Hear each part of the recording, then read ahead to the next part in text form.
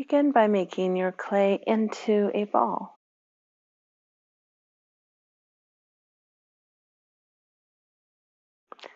Gently press it onto the table.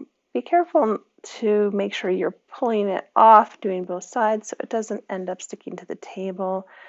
I'm doing mine on the table, but I'm pretty careful, so you might want to get a piece of scrap paper and put it underneath so it won't stick to the table, because then you have to scrape it off and cry a little bit. I made 2 slabs.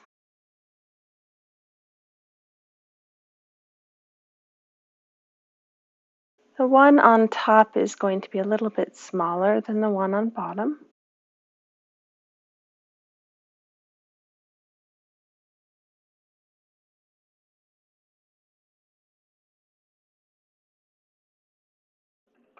I'm going to use a tool to cut out a smoother edge. And look, I'm smoothing with my finger as well.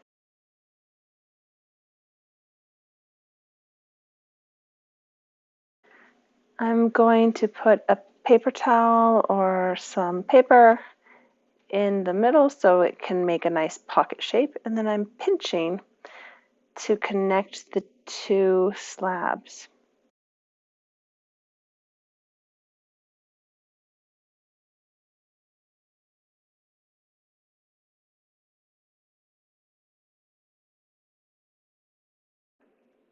I'm cutting around the edge of the top part so that it will also be nice and smooth.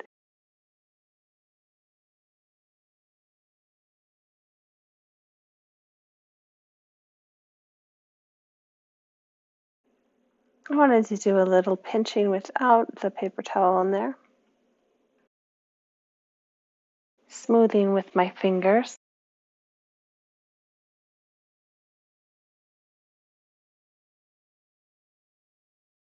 I'm going all the way around to smooth it with my fingers.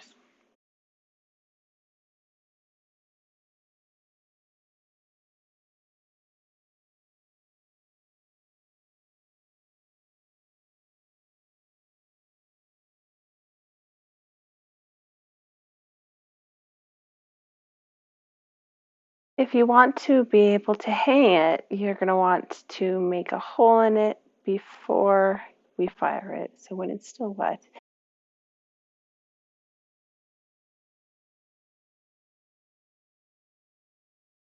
And now it's time to add some texture with tools. This is the back of a fork. One thing that's really cool to discover is how many different kinds of marks and patterns you can create using just one part of a tool.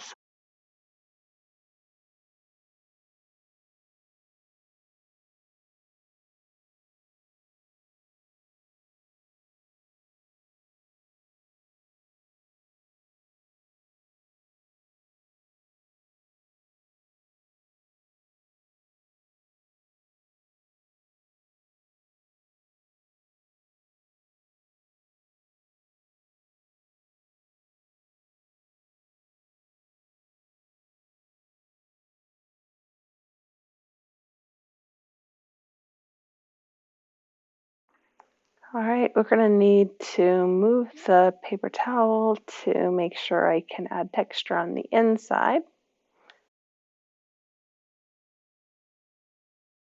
Smooth it out a little.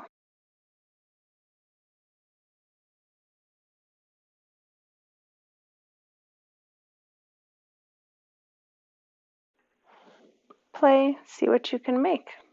You can always smooth it out with your finger if you don't like it.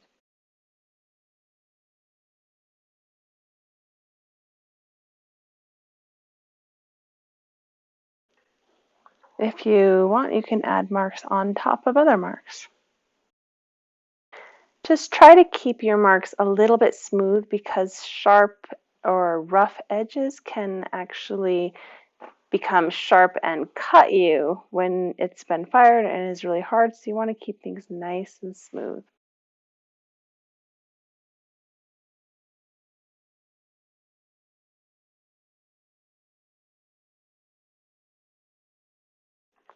Putting my paper towel back in so it will hold its shape. Now that our clay has been fired, it's time to add some color. When using watercolors, you need to start by adding water to the watercolors. And the best, nicest way to do this is just to put your brush in the water and dip a little bit of water directly into your watercolors. I really like to do colors that are similar to each other. So I start with green, then I go to turquoise, then blue, then purple. And notice these are next to each other in the watercolors, so you can easily just go one after the other and get this lovely rainbow effect. Between each color, I always wash so that the colors don't get mixed up. See how nice they look? They look almost brand new. And the other thing I'm doing is adding more water, because the thing about watercolors is you need to keep continually adding a little bit of water. If you have too much, it'll be a little bit light, but I'm using up a lot, so I can add more water as I go. I like to paint the inside too.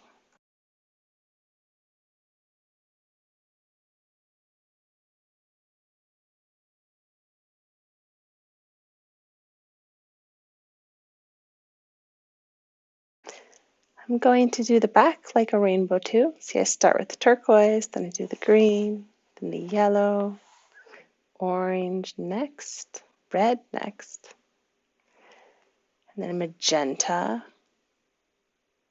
and maybe not space for purple, but you get the idea.